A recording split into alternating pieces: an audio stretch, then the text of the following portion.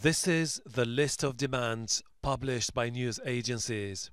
In it, Qatar has 10 days to comply or the sanctions continue. Saudi Arabia, the UAE, Bahrain and Egypt are demanding Qatar downgrades diplomatic ties with Iran and also sever relations with Hamas, the Muslim Brotherhood and the Taliban. Stop funding what they describe as extremist groups.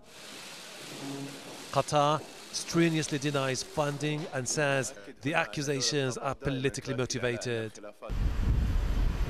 Saudi Arabia and its allies are also calling on Qatar to shut down a Turkish military base in Qatar.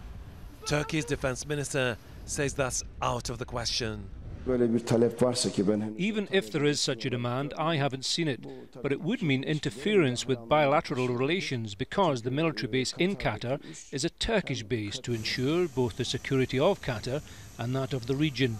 Before the demands were published, the US Secretary of State Rex Tillerson said they should be reasonable and actionable.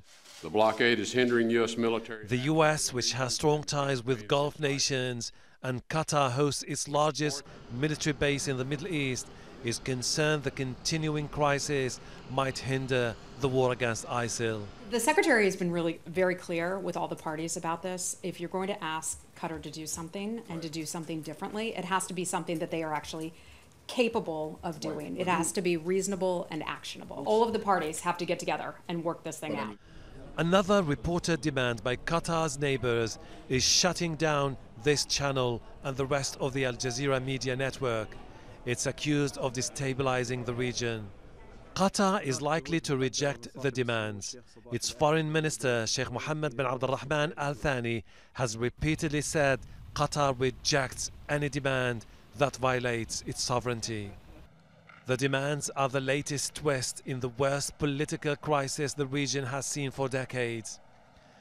The US State Department and the European Union are calling on all sides to show restraint. A major concern is the disintegration of the Gulf Cooperation Council if the dispute continues to escalate. Hashem Ahelbarra, Al Jazeera.